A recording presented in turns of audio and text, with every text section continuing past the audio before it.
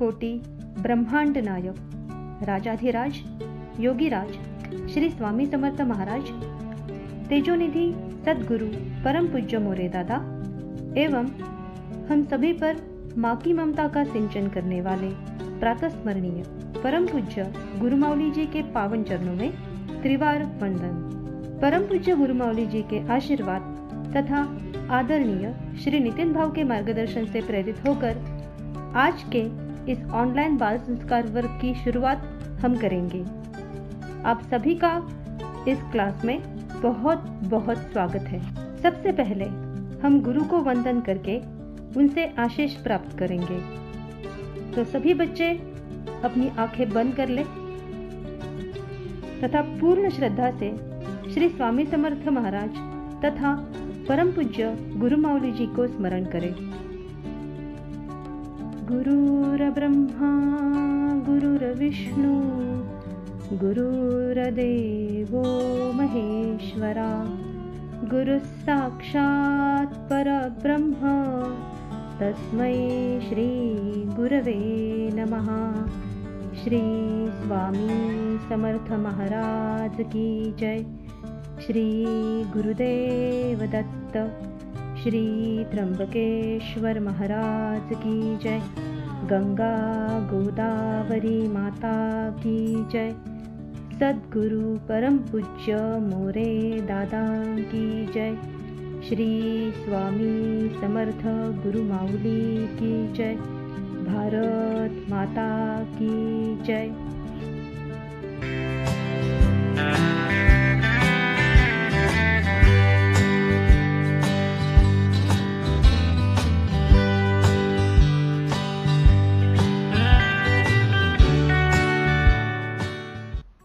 बाल संस्कार वर्ग के छात्रों की आचार संहिता। बाल संस्कार वर्ग में नियमित रूप से आने वाले बच्चे अन्य बच्चों से अलग दिखते हैं। लोग हमेशा उनकी तारीफ भी करते हैं। इसकी कोई ना कोई तो वजह जरूर होगी ना? हाँ, जरूर है। बाल संस्कार वर्ग में आने वाले बच्चे यहाँ पे सिखाई गई हुई आचार संहिता का पालन करते हैं। तो बच्चों, हमारे लिए भी कुछ नियमों का पालन करना आवश्यक है। इस विश्व में जितने भी महान हस्तियां हुई हैं, उन्होंने भी आचार संहिता का पालन किया और इसीलिए वह महान कहलाए। आचार संहिता में सर्वप्रथम बात, रात को जल्दी सोए तथा सुबह जल्दी जागे। हर दिन माता पिता का सिर झुका के चरण स्पर्श करें। सुबह उठने के बाद 5 से 7 तुलसी के पत्ते चबाकर खाएं और उसके बाद 1 गिलास पानी पिए। माता पिता, बड़े भाई बहन एवं गुरुजनों का हमेशा सम्मान करें। अपने से आयु, ज्ञान एवं अधिकार से बड़े व्यक्ति के आसन पर कभी ना बैठे। नूडल्स, पास्ता जैसे फास्ट फूड एवं कोल्ड ड्रिंक का सेवन कभी ना करें। घर में बना शुद्ध शाकाहारी भोजन लें। टीवी एवं मोबाइल का अतिरिक्त उपयोग ना करें। इन साधनों का उपयोग केवल संस्कार और ज्ञान वृद्धि करने वाले प्रोग्राम देखने हेतु ही करें। इस आचार संहिता का पालन करने वाले बच्चे जिम्मेदार नागरिक बनेंगे ही बनेंगे। तो बच्चों, आप इस आचार संहिता का पालन करेंगे ना?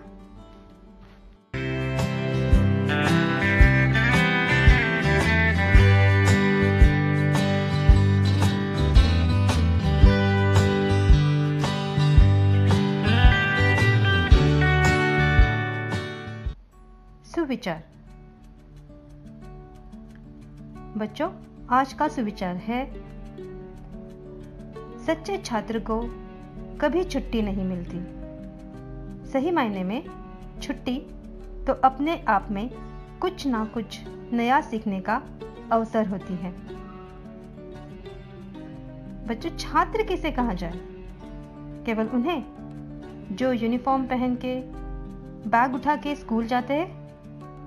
नहीं, छात्र वह है जो हमेशा अपनी जिज्ञासा को बनाए रखता है, किसी भी समय किसी भी व्यक्ति से सीखने के लिए तैयार रहता है। इंसान को जीवन के किसी भी पड़ाव पर छात्र बन के कुछ ना कुछ अच्छा सीखते रहना चाहिए।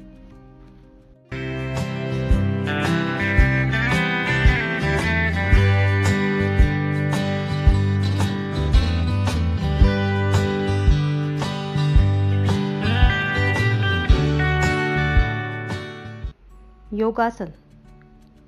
बच्चों, आप सभी जानते ही हैं कि आज पूरा विश्व इस कोरोना महामारी से जूझ रहा है।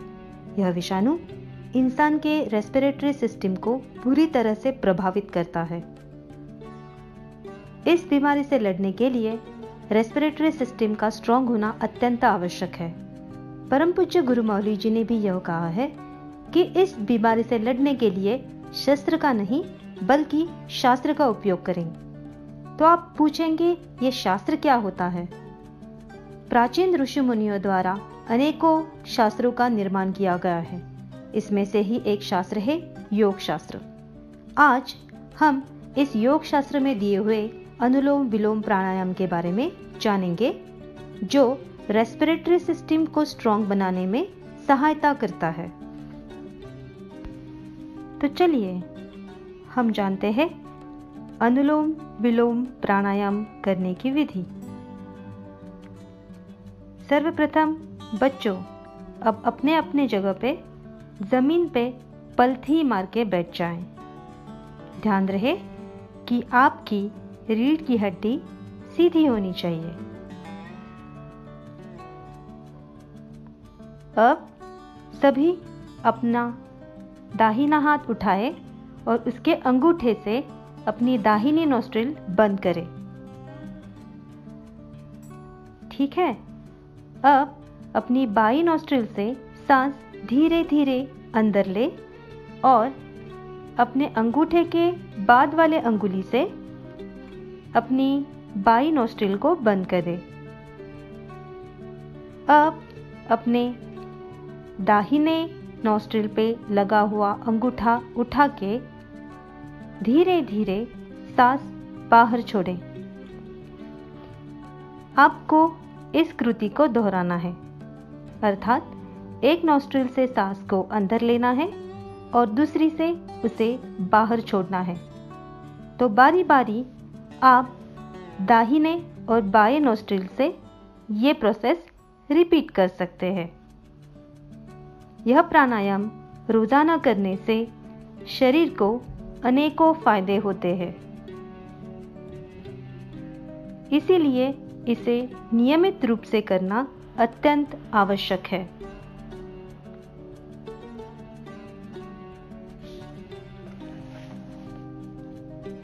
यह प्राणायाम रोज नियमित रूप से करने से सर्दी खांसी दूर हो जाती है, श्वसन संबंधित सारी तकलीफें दूर हो जाती है। इसके साथ ही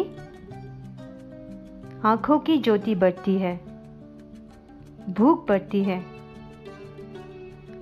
हाइट को बढ़ाने के लिए यह आसन सहायक है। तो अपनी रेस्पिरेटरी सिस्टम को स्ट्रांग बनाने के लिए इस आसन का अभ्यास आप बच्चे जरूर करेंगे ना?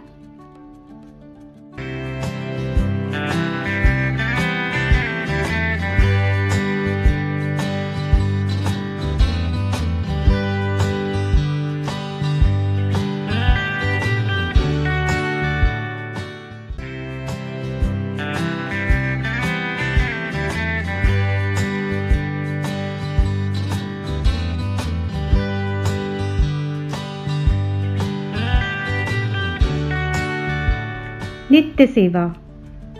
अब हम नित्य सेवा करेंगे। सभी बच्चे अपनी जगह पे शांति से बैठ जाएं, अपनी आंखें बंद रखें, अपनी रीढ़ की हड्डी सीधी रखें। सर्वप्रथम हम श्री स्वामी समर्थ मंत्र का 11 बार जाप करेंगे। श्री स्वामी समर्थ, श्री स्वामी समर्थ, श्री स्वामी समर्थ, श्री स्वामी समर्थ, श्री स्वामी समर्थ, श्री स्वामी समर्थ, श्री स्वामी समर्थ, श्री स्वामी समर्थ, श्री स्वामी समर्थ, श्री स्वामी समर्थ, श्री स्वामी समर्थ। गायत्री मंत्र। ॐ तस्य वितुर्वरेण्यं भर्गो देवस्य धीमहि धियो यो नः प्रचोदयात्। ॐ तस्य वितुर्वरेण्यं भर्गो देवस्य धीमहि धियो यो नः प्रचोदयात्। ॐ तस्य वितुर्वरेण्यं भर्गो देवस्य धीमहि धियो यो नः प्रचोदयात्। ॐ तस्य वितुर्वरेण्यं भर्गो देवस्य धीमहि धियो यो नः प्रचोदयात्। ॐ तस्य वितुर्वरेण्यं भर्गो देवस्य धीमहि धियो यो नः प्रचोदयात्। ॐ तस्य वितुर्वरेण्यं भर्गो देवस्य धीमहि धियो यो नः प्रचोदयात्। ॐ तस्य वितुर्वरेण्यं भर्गो देवस्य धीमहि धियो यो नः प्रचोदयात्। ॐ तस्य वितुर्वरेण्यं भर्गो देवस्य धीमहि धियो यो नः प्रचोदयात्। ॐ तस्य वितुर्वरेण्यं भर्गो देवस्य धीमहि धियो यो नः प्रचोदयात्। ॐ तस्य वितुर्वरेण्यं भर्गो देवस्य धीमहि धियो यो नः प्रचोदयात्। ॐ तस्य वितुर्वरेण्यं भर्गो देवस्य धीमहि धियो यो नः प्रचोदयात्। गणेश गायत्री मंत्र। ॐ एकदन्ताय विद्महे वक्रतुण्डाय धीमहि तन्नो दन्ती प्रचोदयात्। ॐ एकदन्ताय विद्महे वक्रतुण्डाय धीमहि तन्नो दन्ती प्रचोदयात्। ॐ एकदन्ताय विद्महे वक्रतुण्डाय धीमहि तन्नो दन्ती प्रचोदयात्। ॐ एकदन्ताय विद्महे वक्रतुण्डाय धीमहि तन्नो दन्ती प्रचोदयात्। ॐ एकदन्ताय विद्महे वक्रतुण्डाय धीमहि तन्नो दन्ती प्रचोदयात्। गणपति स्तोत्र। श्री गणेशाय नमः। नारद उवाच प्रणम्य शिरसा देवं गौरीपुत्रं विनायकं भक्तावासं स्मरे नित्यम् आयुः कामार्थसिद्धये। प्रथमं वक्रतुण्डं च एकदन्तं द्वितीयकं तृतीयं कृष्णपिङ्गाक्षं गजवक्त्रं चतुर्थकं लम्बोदरं पञ्चमं च षष्ठं विकटमेव च सप्तमं विघ्नराजेन्द्रं धूम्रवर्णं तथाष्टकम् नवं भालचन्द्रं च दशमं तु विनायकम् एकादशं गणपतिं द्वादशं तु गजाननं द्वादशैतानि नामानि त्रिसन्ध्येयः पठेन्नर न च विघ्नभयं तस्य सर्वसिद्धिकरं प्रभो। विद्यार्थी लभते विद्या धनार्थी लभते धनं पुत्रार्थी लभते पुत्रान् मोक्षार्थी लभते गतिम्। जपेत् गणपति स्तोत्रं षड्भिर्मासे फलं लभते।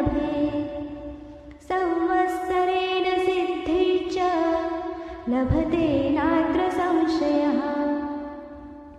अष्टभ्यो ब्राह्मणेभ्यः च लिखित्वा यः समर्पयेत् तस्य विद्या भवेत् सर्वा गणेशस्य प्रसादतः। इति श्रीनारदपुराणे सङ्कटनाशनं श्रीगणेशस्तोत्रसम्पूर्णम्। प्रज्ञा विवर्धन स्तोत्र। श्रीगणेशाय नमः। अस्य श्रीप्रज्ञाविवर्धनस्तोत्रमन्त्रस्य सनत्कुमार ऋषि स्वामी कार्तिकेयो देवता अनुष्टुप्छन्दः मम सकलविद्यासिद्ध्यर्थे जपे विनियोगः। श्रीस्कन्द उवाच योगेश्वरो महासेन कार्तिकेयाग्निनन्दन स्कन्दकुमारसेनानी स्वामी शङ्करसम्भव गाङ्गेयास्ताम्रचूडश्च ब्रह्मचारी शिखीध्वज तारकारी उमापुत्र क्रौचाराधीशरानन शब्दब्रह्मसमुद्रश्च सिद्धसारस्वतो गुरु सनत्कुमार भगवान् भोगमोक्षफलप्रद शरजन्मागणाधीश पूर्वजो मुक्तिमार्गकृत् सर्वाङ्गप्रणेता च वाञ्छितार्थप्रदर्शनः। अष्टविंशतिनामानि मदीयानीति यः पठेत् प्रत्युष्य श्रद्धया युक्तो मुको वाचस्पतिर्भवेत्।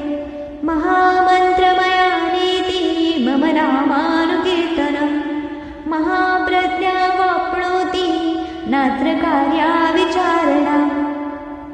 इति श्रीस्कन्धपुराणे कार्तिकेयमाहात्म्ये प्रज्ञाविवर्धनस्तोत्रसम्पूर्णम्।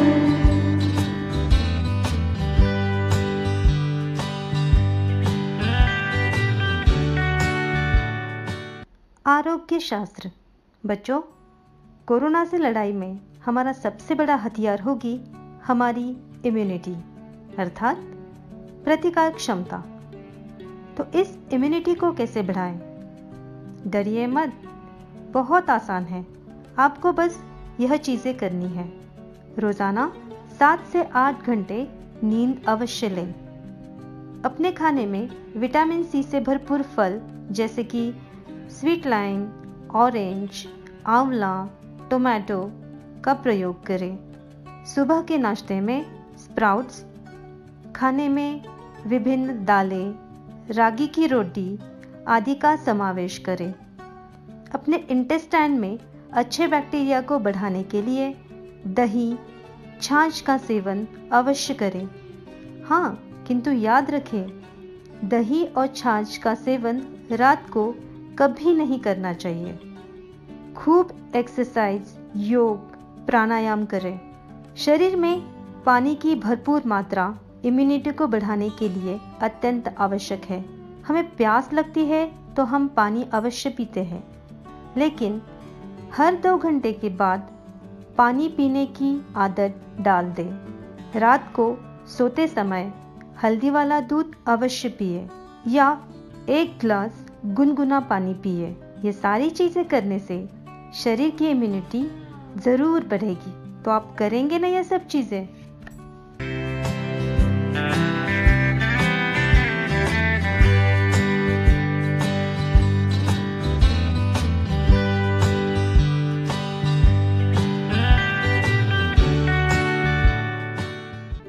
कानून जागरूकता।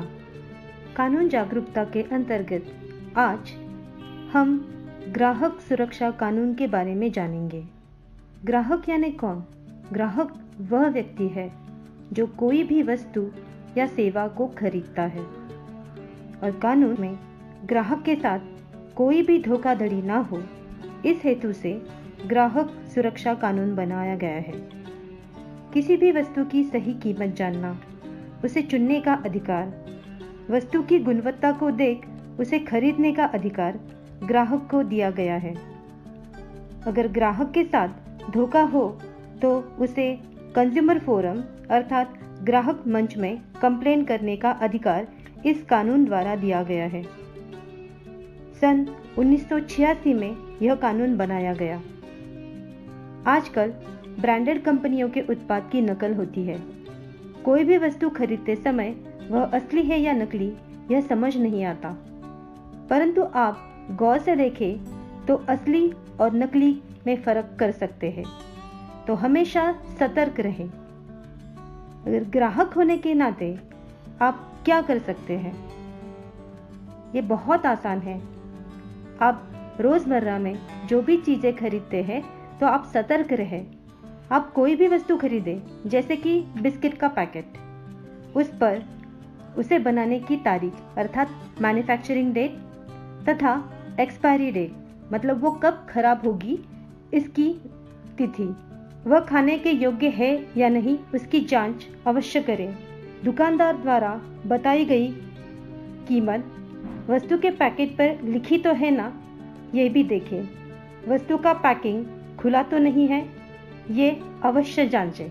सब्जी या फल खरीदते समय उसे तौलते समय स्टैंडर्ड वेट का इस्तेमाल हो रहा है या नहीं, इन बातों पर गौर करें। अगर आपको वस्तु या सेवा खरीदते समय कुछ गलत बात का आभास हो तो अपने पेरेंट्स की सहायता से आप कंज्यूमर फोरम अर्थात ग्राहक मंच में कंप्लेंट कर सकते हैं। जागो ग्राहक जागो, यह नारा हमेशा याद रखें।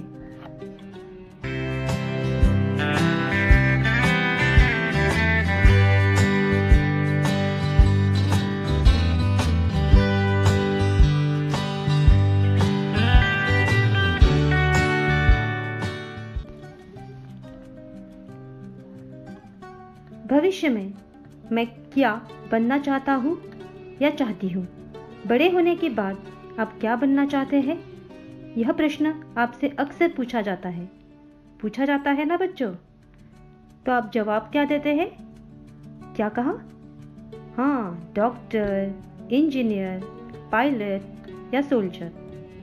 लेकिन इसके अलावा हम और क्या बन सकते हैं? कभी इसके बारे में भी सोचा है? नहीं? कोई बात नहीं, अब सोचेंगे।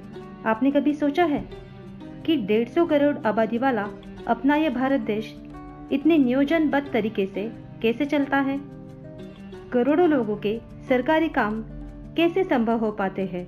इसका जवाब है हमारे प्रशासन में अनेकों छोटे मोटे घटक काम करते हैं। इन सभी के बारे में हम आने वाले सप्ताह में धीरे धीरे जानकारी लेते ही रहेंगे। किंतु आज हम गांव में स्थित एक महत्वपूर्ण घटक के बारे में जानेंगे।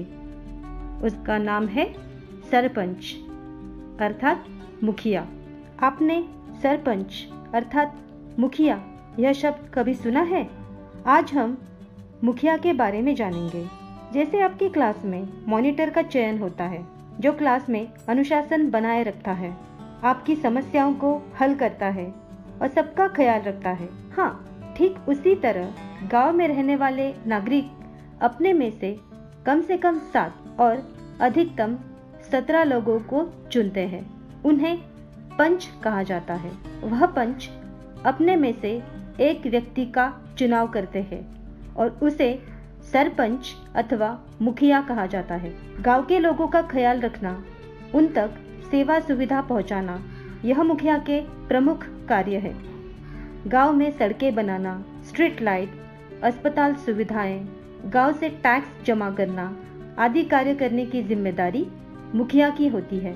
आदर्श सरपंच कैसा हो और वह किस तरह गांव का उचित विकास कर सकता है, इसका एक उदाहरण हम देखेंगे। बच्चों, महाराष्ट्र राज्य के अहमदनगर जिले में एक गांव है। उसका नाम है हिवरे बाजार। उस गांव के मुखिया, उनका नाम श्री पोपटराव पवार।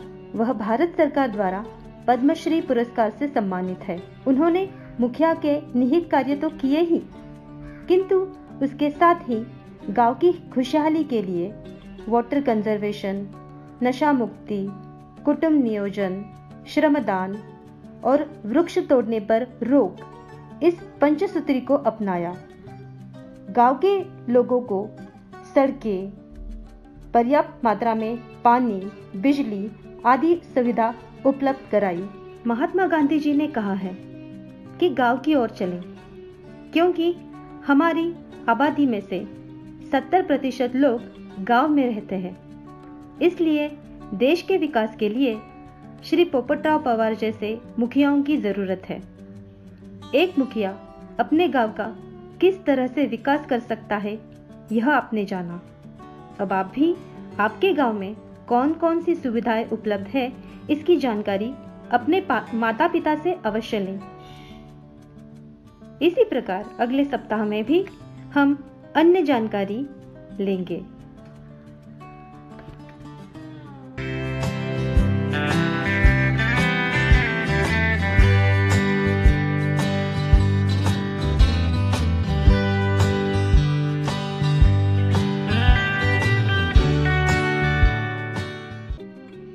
खेल। आज हम सबको खेल खेलना है। खेल का नाम सुनते ही आपके चेहरे पे छाई खुशी को मैं देख सकता हूँ। हमारे नित्य बाल संस्कार में हम जैसे खेल खेलते हैं वैसे खेल आज हम नहीं खेल पाएंगे, क्योंकि हम सब लॉकडाउन है। हाँ, पर एक आध छोटा सा खेल हम जरूर खेल सकते हैं। चलो, आप सब तैयार हैं ना? मुझे बताइए, महाराष्ट्र राज्य में कितने जिले हैं? 36। बराबर। अभी हम सामने दिखाई दे रहे नक्शे में जिले की पहचान करेंगे। मैं एक आध गांव या गांव की विशेषता बताऊंगा। आपको वह गांव कौन से जिले में है यह पहचानना है। सबको नक्शा दिख रहा है ना? अच्छा, तो हम सब तैयार हैं ना? मुझे बताइए, कोयना बांध किस जिले में है? पता है क्या किसी को? बिल्कुल सही। कोयना बांध महाराष्ट्र के सातारा जिले में है। इस बांध को महाराष्ट्र की भाग्य रेखा भी कहा जाता है। यह महाराष्ट्र का सबसे बड़ा बांध है। कोयना नदी पर बंधे इस बांध का जलाशय शिवसागर नाम से भी जाना जाता है। बांध के पानी का उपयोग बिजली के निर्माण और खेती के सिंचन हेतु किया जाता है। मिला ना उत्तर? चलो, अब नया गांव राणेगंज सिद्धि। यह गांव किस जिले में है? कौन बताएगा सबसे पहले? बराबर। राणेगंज सिद्धि यह गांव अहमदनगर जिले में है। पद्म भूषण पुरस्कार प्राप्त ज्येष्ठ समाज सेवक श्री अन्ना हजारे इन्होंने सहकार के माध्यम से इस देहात का विकास किया है। गांव में वृक्षारोपण, रास्ते, सौर ऊर्जा दिवे, स्वच्छता आदि उपक्रमों द्वारा यह गांव स्वयंपूर्ण बनाया है। इतना आसान था ना ये उत्तर? राणेगंज सिद्धि अहमदनगर जिले में है। अब नया प्रश्न। दिंडोरी यह गांव किस जिले में है? कौन बताएगा सबसे पहले? बिल्कुल सही। दिंडोरी यह गांव नासिक जिले में है। दिंडोरी यह तहसील है और यहाँ के किसान बड़ी मात्रा में अंगूर का उत्पादन लेते हैं। दिंडोरी में अखिल भारतीय श्री स्वामी समर्थ सेवा कार्य का प्रधान केंद्र है। यह गांव छोटा है, लेकिन श्री स्वामी समर्थ सेवा मार्ग के कार्य से इस गांव का नाम देश तथा विदेशों में मशहूर है। अब अगला सवाल। ताडोबा यह अभयारण्य किस जिले में है? बहुत सारे बच्चे जानते हैं इसके बारे में। बिल्कुल सही। ताडोबा यह महाराष्ट्र का पहला अभयारण्य है और ये चंद्रपुर जिले में है। यह अभयारण्य बाघ, मगरमच्छ, घड़ियाल इन प्राणियों के लिए प्रसिद्ध है। इस अभयारण्य में पशुओं की अनेक प्रजातियां पाई जाती हैं। तो कहाँ है ताडोबा अभयारण्य? उत्तर है चंद्रपुर जिले में। शिवनेरी किला कौन से जिले में है? इस प्रश्न का उत्तर भी बहुत सारे बच्चों को पता है, क्योंकि यह छत्रपति शिवाजी महाराज का किला है। शिवनेरी किला पुणे जिले में है। राजमाता जिजाऊ के सुपुत्र छत्रपति शिवाजी महाराज का जन्म इसी किले में हुआ। किले पर स्थित शिवाई देवी के नाम से महाराज का नामकरण शिवाजी ऐसे किया गया। किले पर राजमाता जिजाबाई और छत्रपति शिवाजी महाराज की मूर्तियां हैं। तो समझ आया ना आपको, शिवनेरी किस जिले में है? उत्तर है पुणे जिला। तो बच्चों, कैसे लगा सबको यह खेल? आज हमने खेल तो खेला ही, खेल के साथ विविध जिलों की जानकारी भी ली।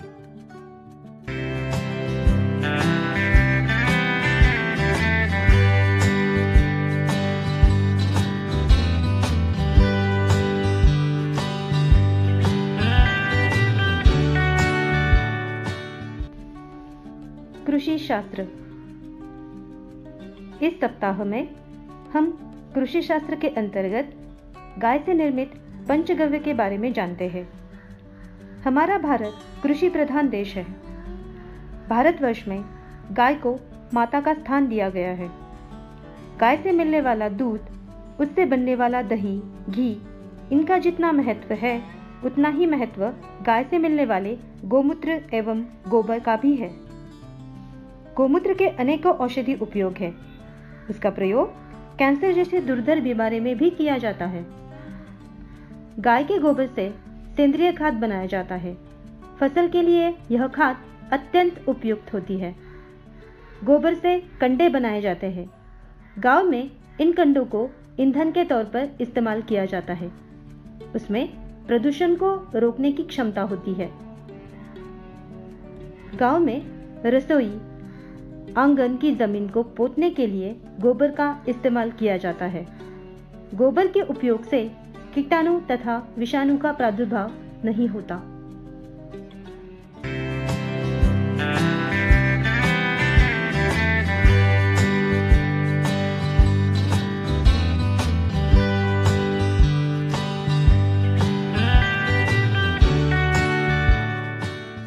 पर्यावरण उपक्रम। आज हम सब पर्यावरण उपक्रम अंतर्गत हर एक की तुलसी इस संकल्पना द्वारा तुलसी का महत्व जानेंगे। भारतीय संस्कृति में हर घर के आंगन में तुलसी का पौधा होना अनिवार्य कहा गया है। इसके पीछे क्या कारण है, यह आज हम समझने की कोशिश करेंगे। तुलसी बहुगुणी वनौषधि है। तुलसी 24 घंटे ऑक्सीजन देती है। तुलसी के पन्ने त्वचा विकार, जुकाम, खांसी आदि बीमारियों में अत्यंत गुणकारी है। तुलसी के फूलों का, बीजों का इस्तेमाल विभिन्न औषधियों में किया जाता है। ऐसे बहुगुणी तुलस हर एक ने अपने आंगन में लगानी चाहिए। तुलसी को पानी देने वाले को अनायास ही ऑक्सीजन मिल जाता है। तो फिर माँ ने ही क्यों तुलसी को पानी देना चाहिए? आज हम सब संकल्प करें, तुलसी हमारी है और मैं भी तुलसी को रोज पानी दूंगा।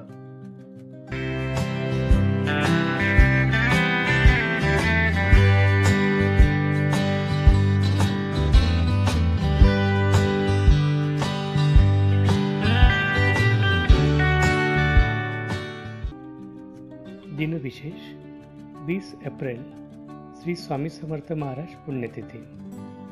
भगवान विष्णु ने जगत कल्याण हेतु अनेक अवतार धारण किए।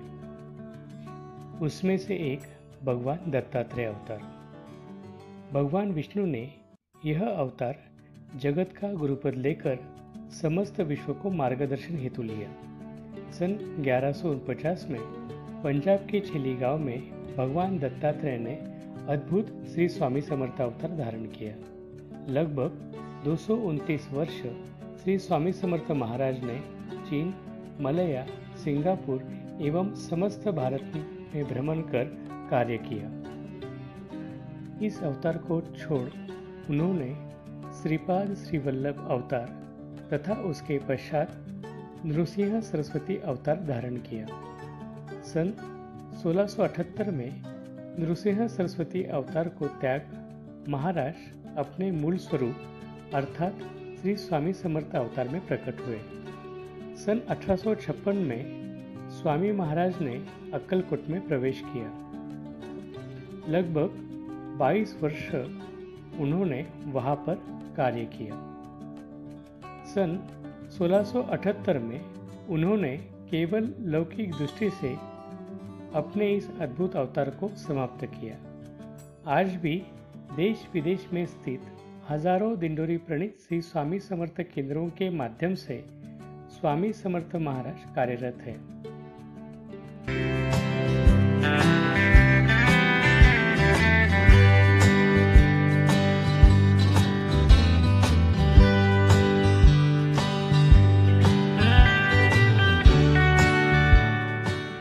संकल्प। इस सप्ताह हम संकल्प करने ही वाले हैं, एक विशेष संकल्प। पर उसके पहले आज मुझे बताएं कि आपको क्या क्या याद आ रहा है।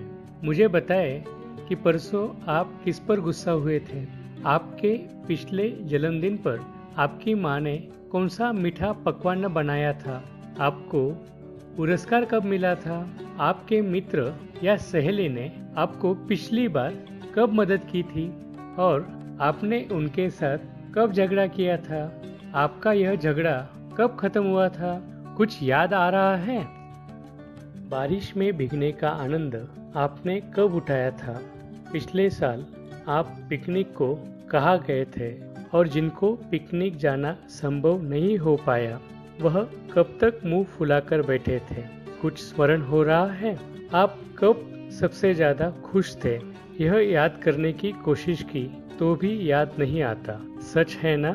इसलिए आज हम संकल्प करने वाले हैं।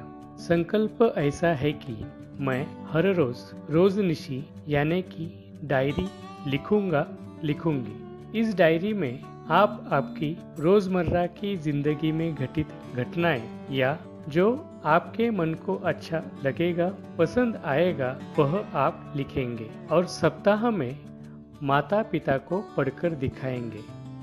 इससे आपके लेखन में सुधार आएगा और लेखन कौशल्य भी बढ़ेगा।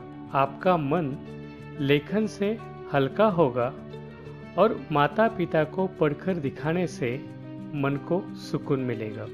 सबसे ज़्यादा महत्वपूर्ण बात, आपकी सभी यादें डायरी के माध्यम से संभाल कर सुरक्षित रख सकते हैं।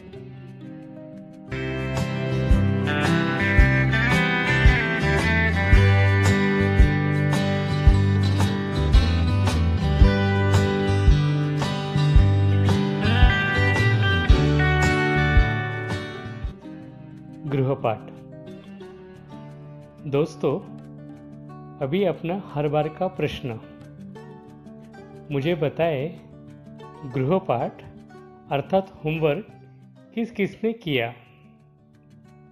बच्चों, पिछले सप्ताह हमारा गृहपाठ था मसाले के पदार्थों का नाम बताकर उनका उपयोग कथन करें। माँ के साथ किचन में रहकर बहुत सारे बच्चों ने जानकारी हासिल की। उसके लिए आप सबका अभिनंदन। आपने जिन जिन मसालों के पदार्थ की जानकारी ली और जिन्होंने यह जानकारी संकलित करने हेतु आपकी मदद की, उनका और आपका फोटो हमें अवश्य भेजें। स्क्रीन पे दिखाई दे रहे नंबर पर आप आपके फोटो व्हाट्सएप के माध्यम से हमें भेज सकते हैं।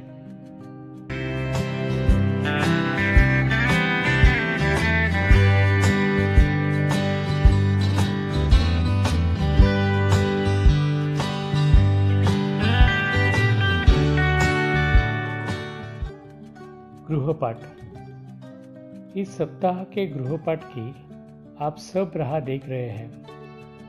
इस हफ्ते मैं आपको गृहपाठ तो देने ही वाला हूँ, लेकिन उससे पहले मुझे बताएं, आप में से कितने बच्चों को स्कूल में, सोसाइटी में या गांव में पुरस्कार मिला है, मेडल या सर्टिफिकेट मिला है, या कितने बच्चों को हमें भी पुरस्कार मिले ऐसा लग रहा है? लगभग सभी को। बहुत अच्छा लगता है ना पुरस्कार स्वीकार करते हुए।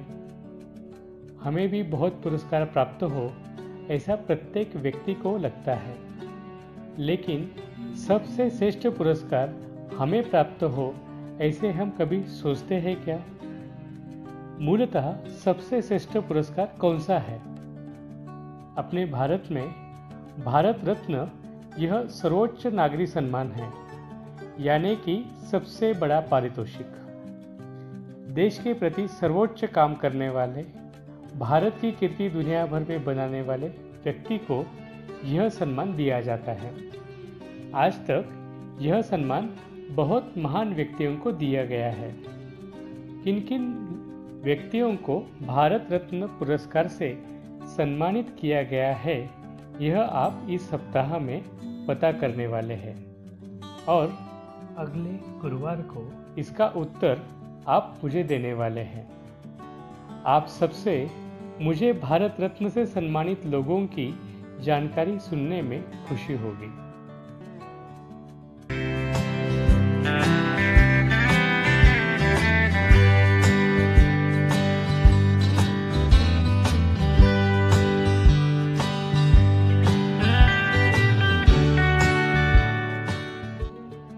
प्रश्न मंजूषा। आज के ही बाल संस्कार वर्ग में आपने क्या क्या सीखा और उसमें से आपको क्या क्या समझा, आपने इससे क्या सीख ली, यह जानने की हमारी तीव्र इच्छा है। इसीलिए इस वीडियो के लिंक के नीचे प्रश्न मंजूषा इस लिंक पर क्लिक करके पूछे गए प्रश्नों के सही जवाब आपको देने हैं। सभी प्रश्नों के सही जवाब देने वाला विद्यार्थी इस सप्ताह का आदर्श बाल संस्कार विद्यार्थी होगा। इन प्रश्नों के उत्तर देने के लिए अपने माता पिता की मदद ना लें। सिर्फ लिंक ओपन करने हेतु माता पिता मदद करें। धन्यवाद।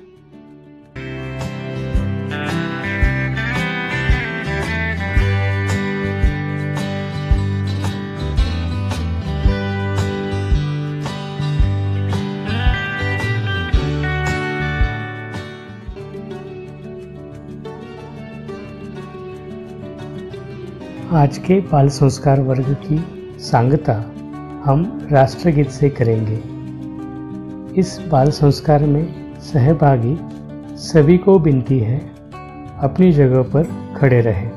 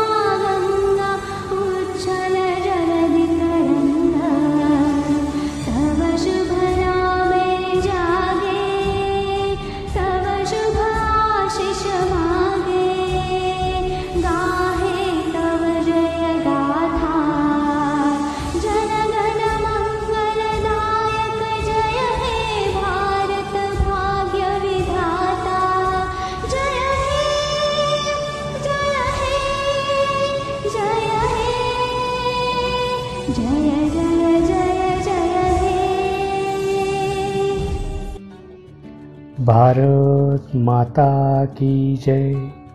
श्री स्वामी समर्थ महाराज की जय। चलो बाल मित्रों, मिलते हैं अगले गुरुवार इसी लिंक पर सुबह 9 बजे।